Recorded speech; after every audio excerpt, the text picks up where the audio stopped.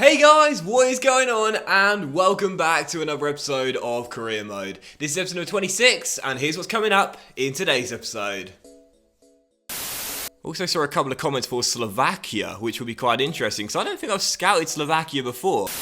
It is opening night, a huge night for both sets of fans. Match day 1 in the UEFA Champions League.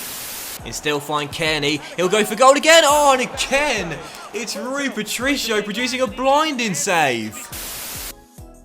And if the last episode wasn't dramatic enough, with the signing of Skriniar for a massive club record transfer fee of £66 million on deadline day, today we got a cracker to follow it up. 3 big games, including the first game of the Champions League group stage as we take on Lokomotiv Moscow at Craven Cottage. Our first European game in the save, I would say the easiest game of 6, so we need to start off on the front foot and get the win right off the bat. Before we get the first game of today's episode started, we have a bid here for Adebayo, VVV Venlo. I want to take him, and once again we'll accept it, as he accepted a bid for Thompson as well, still negotiating with Trelleborgs right there. And also 2 player conversations, Ayed Dama disappointed his playtime, and Calvert-Lewin disappointed not starting last game. I always find it interesting when a player comes to you after a game you've won and say they're disappointed not to start. It's like, we won the game, you should be happy for the team, mate, it's a team game. Also, I'm not sure if I've shown you this yet, but I have set the training up for this year as well. Hudson-Odoi and Baker are getting 2 drills apiece to work on their stamina, and Session's getting work on his defensive stats. Now he's playing left back this season. Did I show you this already? I don't think I did.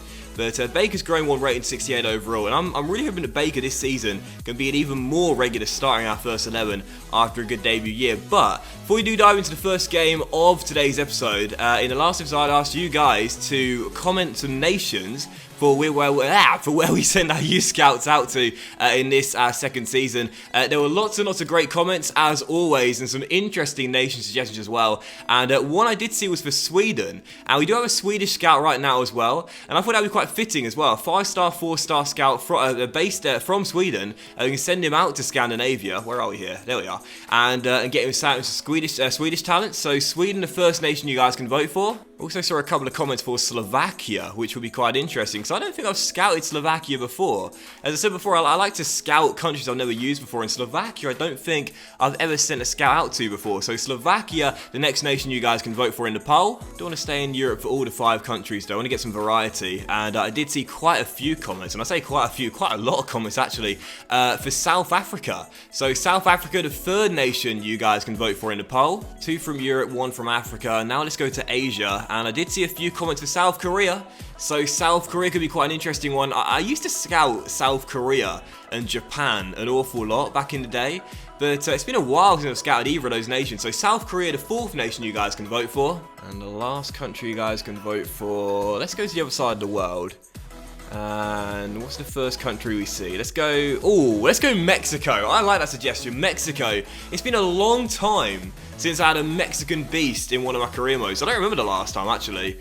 So Mexico, the 5th and final country you guys can vote for. So 5 great nation suggestions, going for some more different options compared to what we normally go with in this one.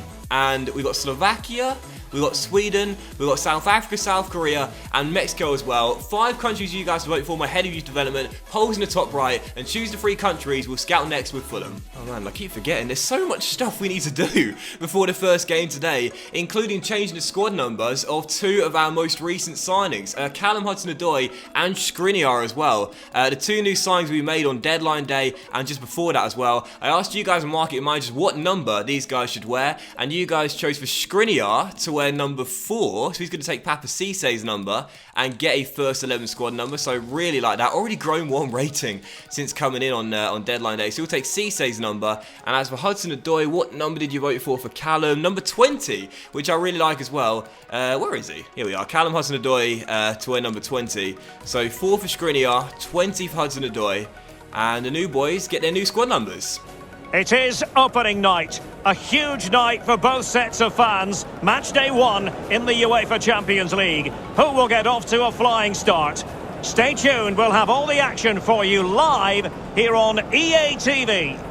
So here we go, the wait is over. Fulham are back in Europe and into the Champions League. Our first game of the group stage, Lokomotiv Moscow at home, and I picked a really strong lineup for the game, taking no chances. We have to win. Match day 1, 4-3-3 the team, but Jay Baker will come into our midfield trio as the 16-year-old gets to start with Calvert-Lewin on the left-hand side, Neres on the right and Balotelli the striker. And I love the presentation, it really does look so cool. Props to EA for getting the licensing this year. But Lokomotiv Moscow, our opponents line up in a 4-2-3-1, including Miranchuk, who we remember from our Aston Villa career mode. Come on Fulham, let's get the win. Brian, down left-hand side, first chance could fall early, or Calvert-Lewin on the ball with Miranchuk to beat. And he's going to win himself a corner there, 14 minutes in, been on the front foot so far. Now can we break the deadlock? In goes the corner, headed up in the air, Smalling to keep the chance alive, finds Baker, in space to shoot. Straight at the goalkeeper Guillermo. I want an early goal to relieve some pressure, settle the nerves, calm us down. This Lokomotiv Moscow defence standing strong early on, very structured, very composed, organised at the back, they're not getting sucked out right now. And as we're still dealt at 0-0, we want that early goal. Can it come on the break? Sander to Dominic. Down the left-hand side. Men arriving at the far post. One is Neres, but Dominic takes it on himself. And curls one in off the post. And there is the breakthrough. 26 minutes in. Calvert-Lewin with a goal. I said before, whenever this guy plays, he plays well. He's so consistently good and rarely lets us down. Second goal of the year already. Fulham in front. Feels good to get that pressure relieved early as well. And the longer the game goes on at 0-0, in a match where you expect to win and really need to win, you start to feel the pressure. But Dominic relieves it early, makes it 1-0. We can always depend on Calvert-Lewin. He's going to do it for the first half. Well, 45 minutes here at Craven Cottage into our Champions League debut. Not the most action-packed of first halves, but as things stand, Calvert-Lewin's goal is giving us 3 points on match day 1. Now, I'm so glad we found that breakthrough in the first half because Lokomotiv Moscow's defence in this game has been very strong. We've really struggled to break them down. And as things stand, the game might be settled by that early goal scored by Calvert-Lewin. Because I don't have an answer for their back four at the moment, and thankfully, they don't have an answer for ours either. 25 minutes to go. Big opportunity for Mitrovic here, coming off the bench. Hasn't scored so far this season. Last year's top scorer with 15. Big game for him now, with 24 minutes to go. Can he find a second goal to wrap these points up? Well, here's Brian on the ball. Looking to release Calvert-Lewin, our goal scorer today. And he has got Mitrovic in the centre. Now, he knows he's good from the air, but Baker is even better. I was aiming for Mitrovic. It went to the 16-year-old on his Champions League debut. Jay Baker is telling the fans, I'm the man to watch out of the academy. Teenage talent makes it 2-0. And with 22 minutes to go, I'm pretty confident these 3 points are ours. Great cross into the centre by Dominic. Goes to Baker and into the top corner. 16 years old, Champions League debut, and he scores a goal. That is the stuff of dreams, isn't it? 12 minutes to go. Free kick for Lokomotiv Moscow, though, in a very dangerous area, about 25 yards from goal. Luka and Smolov standing over it. Oh, my! Clean sheet is gone, and that is incredible. What a free kick. Plucked out of nowhere, completely out of nothing. Lokomotiv Moscow half deficit and get back in the game. Smolov has just bent one as it clips the inside the post. No chance for Sergio Rico. That is fantastic. That's one of the best free kick goals I've ever seen the AI score. Brilliant. Corner for Lokomotiv Moscow. Final chance. Rico fists it away. And that should do it. Is he going to punish them here? Oh, the final kick of the game goes just over the bar and Fulham survived. Match day 1, 3 points on the board. But my goodness, Lokomotiv Moscow, to be fair to them, almost came from 2 goals down to claim a point. What a fun game to start our Champions League adventure off. We come through with a win, which I'd say we just about deserved to edge. But to be fair to our opponents, I thought we got a 2-goal cushion, that'll be that. But they didn't stop fighting and they almost nicked themselves a point. Man, I'm actually the Dominic Calvert-Lewin. How many times do I say he never lets us down when he's on the pitch? Such a hustler, great hard worker, and a big 3 points for us as Juventus and Basel drew in their matchday 1 game away in Switzerland. Good result for us. So moving straight into the second of 3 games today, as you now take on Wolves away at Molineux, going to search for our 3rd straight win in all competitions. Wolves lining up in a 5-2-3 and a really good team as well, with Ruben Neves and João Moutinho playing in the middle, with Diego Jota, Costa and Luis Adriano, their front three. But as for our team, on the back of that big win over Lokomotiv Moscow in midweek, lining up in the same 4-3-3 as we normally do, but back to our full strength lineup, which means Sancho is back in, Seri is back in, and also Tarkowski is back in our back four. Kenny on the ball, looking for space, finds a bit of it. And Rui Patricio puts it behind for a corner. I love it when Kenny's aggressive. I love it when he really goes at goalkeepers and goes for shots from range, because he's got the ability to score them, as Balotelli is denied by Patricio as well. Great early start is from Fulham. Let's keep it up. Good early start. Fossey meant to Sander. And Burge has Balotelli trying to run in behind. Instead he'll find Kearney. He'll go for goal again. Oh, and again, it's Rui Patricio producing a blinding save. It's all Tom Kearney though for Fulham right now. In goes the corner to Mario Balotelli. Oh, Patricio missed it. And the crossbar is shaking and Wolves escape. How have we not scored yet? Skriniar to Seri. And now Sessegnon. Back to Sander. To Kearney. Oh, great through ball, and Balotelli denied by a brilliant block. We've taken 7 shots in 17 minutes, but still, we haven't got the breakthrough. Corner for Fulham, 3 minutes to go in a half. Can we finally get that breakthrough we deserve? Kearney's delivery, Balotelli's header, and again, it's yet another corner. It's like a 5th, 6th for the first half. Kearney again to whip it into the middle, towards Tarkowski, and again, we failed to capitalise. Chance for Wolves here in the second half, and oh, Sergio Rico's made a brilliant save to deny Diego Jota, but Luis Adriano turns in the rebound and totally against the running play.